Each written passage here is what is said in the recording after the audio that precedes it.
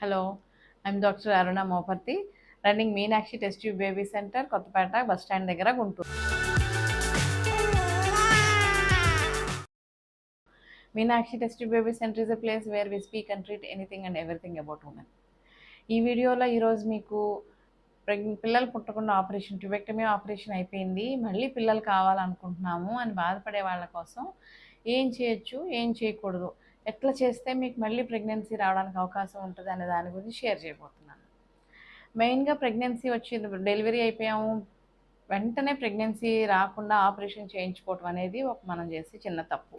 అలా కాకుండా డెలివరీ అయిపోయినాక ఒక 6 months 8 months ఆగి కొన్ని రోజుల తర్వాత బేబీ బాగుంది, పిల్లల డాక్టర్ గారు బేబీకి ఏం ప్రాబ్లం లేదన్నాక ఆపరేషన్ చేయించుకుంటే మళ్ళీ కావాలి ఇప్పుడు ఏం చేయాలనే భయం మన మనసులోకి వచ్చే అవకాశమే లేకుండా చేసుకోవచ్చు అనమాట.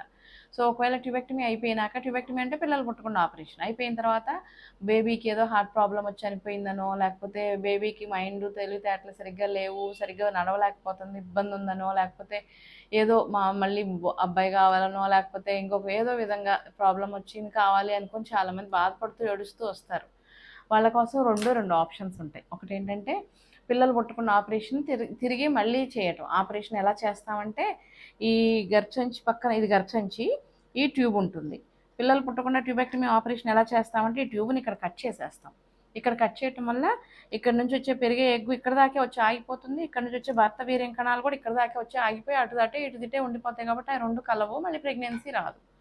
సో మళ్ళీ కావాలి అనుకున్నప్పుడు ఏం చేయాలంటే కొన్నిసార్లు కొంతమంది లాప్రోస్కోపీలో క్లిప్లు వేయటమో, లేకపోతే ఇటువైపు రెండు వైపులు ఉంచి మధ్యలో ఆపరేషన్ చేయటమో చేస్తే చక్కగా మనం మళ్ళీ ఈ ఏరియాని ఆ క్లిప్ తీసేసి, లేకపోతే ఈ ఏరియాని ఈ ట్యూబ్ని రెండింటిని కలిపి మళ్ళీ రీకెనలైజేషన్ ఆపరేషన్ చేయటం వల్ల చక్కగా ట్యూబ్ ఓపెన్ అయిపోతుంది, మళ్ళీ ప్రెగ్నెన్సీ రావడానికి అవకాశం ఉంటుంది. కానీ దీంట్లో ప్రాబ్లం ఏంటంటే ఇలాగ ఆపరేషన్ ఎంత బాగా చేసినా, ఎంత ఎక్స్పర్ట్ హ్యాండ్స్లో చేసినా, చాలా సీనియర్ మోస్ట్ డాక్టర్ చేసినా కూడా దీని సక్సెస్ రేట్ వచ్చి 30%. అంటే ఒక 100 మందిలో 10 మందిలో ఇద్దరు ముగ్గురికి మాత్రమే ఈ ఆపరేషన్ సక్సెస్ అయి ప్రెగ్నెన్సీ రావడానికి అవకాశం ఉంటుంది. ఇంకొక 20-30% పీపుల్కి ఏమవుతుందంటే ఇక్కడ మనం చేసిన ట్యూబ్లో సరి చేసిన దగ్గర ఈ ఎంబ్రియో వచ్చి ఇక్కడ వీర్యం కణ, ఇక్కడ నుంచి అండము, ఇక్కడ నుంచి వీర్యం కణం రెండు ఇక్కడ తయారైంది గర్భసంచిలోకి చిన్నగా మూవ్ అవుతూ వెళ్ళిపోయేసి ఇక్కడ అతుక్కొని పెరిగి పెద్దది అవుతుంది. కానీ ఇక్కడ మనం ఆపరేషన్ చేసి ఆల్రెడీ రఫ్గా రాగా ఉంటుంది కదా కొన్నిసార్లు, అలా ఉండటం వల్ల ఇక్కడ ట్యూబ్లో తయారైన ఎంబ్రియో ట్యూబ్లోనే అతుక్కుపోతుంది, గర్భసంచిలోకి వెళ్లకుండా ట్యూబ్లోనే అతుక్కొని పెరగడం మొదలవుతుంది అనమాట. దాన్ని ట్యూబల్ ప్రెగ్నెన్సీ, ఎక్టోపిక్ ప్రెగ్నెన్సీ అంటాం.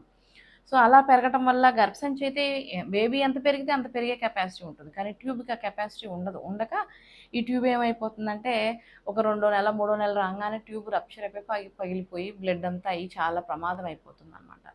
సో మెయిన్ ఈ ట్యూబ్ మళ్ళీ తిరగబెట్టి ఆపరేషన్ చేయటం వల్ల వచ్చే మెయిన్ డ్రాబ్యాక్స్ రెండు ఏంటంటే, ఒకటి తక్కువ సక్సెస్ రేటు, ఎక్స్పర్ట్ హ్యాండ్స్లో కూడా సక్సెస్ రేట్ అనేది తక్కువ ఉంటుంది.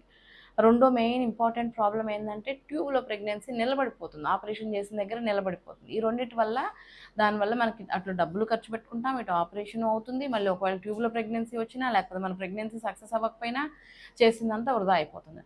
దానికన్నా సెకండ్ బెస్ట్ మొడాలిటీ ఏంటంటే ఐవీఎఫ్ చేయించుకోవటం. ఐవీఎఫ్ అంటే ఏం చేస్తామంటే ఇక్కడ నుంచి ఎగ్స్ తీసేసుకొని హస్బెండ్ ఒక వీర్యం కణాలు కూడా తీసుకొని రెండింటినీ ల్యాబ్లోనే ఒక దాంట్లో ఒకటి కలిపి పిండం ఏర్పాటు చేసుకొని ఆ తయారైన పిండాన్ని డైరెక్ట్గా గర్భసంచిలో పెట్టేస్తాం. సో ఈ ట్యూబ్లో అండం వచ్చి ఇక్కడ వీర్యం కణం వచ్చి ఇక్కడ పిండం తయారయ్యి ఆ తయారైన పిండం గర్భసంచిలోకి వెళ్ళి అతుక్కొని ఈ ప్రాసెస్ అంతా మనము ట్యూబ్లో జరగాల్సిన ప్రాసెస్ అంతా ల్యాబ్లో చేస్తాం. ల్యాబ్లో చేసి ఇక్కడ ఎగ్ పెట్టడం వల్ల ఇది ఇక్కడే చక్కగా అతుక్కొని ఇంప్లాంట్ అయిపోయి ప్రెగ్నెన్సీ పెరిగి పెద్దదవుతుంది. ఇలా చేయటం వల్ల ఆల్రెడీ ప్రెగ్నెన్సీ వచ్చిన వాళ్ళే కాబట్టి సక్సెస్ రేటు 80% దాకా ఉంటుంది. సో ఇక్కడ మనం ట్యూబులు చిన్న ఆపరేషన్ చేయించుకున్నది తిరగబెట్టి చేయించుకోవటం వల్ల మనకి 30% సక్సెసే ఉంటే, ఇలా రీకెనలైజేషన్ చేసుకో బదులు ఈ ఐవీఎఫ్ చేయించుకోవటం వల్ల సక్సెస్ రేట్ మనకి 80% ఉంటుంది మినిమం. సో ఈ రెండు మొడాలిటీస్ తోటి మీరు ఏది కావాలి, మీకు ఏది సూట్ అవుతుంది అనేది ఒక్కటే డిసైడ్ చేసుకోండి. ఫస్ట్ ఇది చేద్దాం, ఇది చేసిన తర్వాత రాకపోతే మళ్ళీ దానికి వెళ్దాం, అది రాకపోతే అట్లా కాకుండా, ఎందుకంటే దాన్ని చేయటం సక్సెస్ డ్రాబ్యాక్స్ దానికి ఉంటాయి, దీనికి వల్ల వచ్చే డ్రాబ్యాక్స్ దీనికి ఉంటాయి. రెండిట్లో నేను చెప్పింది అర్థం చేసుకొని మీకు ఏది బెస్ట్గా అనిపిస్తే ఆ రెండిట్లో ఒకటి చేసుకోవటం వల్ల మీకు కావాలనుకున్న బేబీని మీరు పొందొచ్చు. ఓకే వ్యూవర్స్, మీకు ఈ వీడియో నచ్చినట్టయితే like, share and subscribe. Thank you.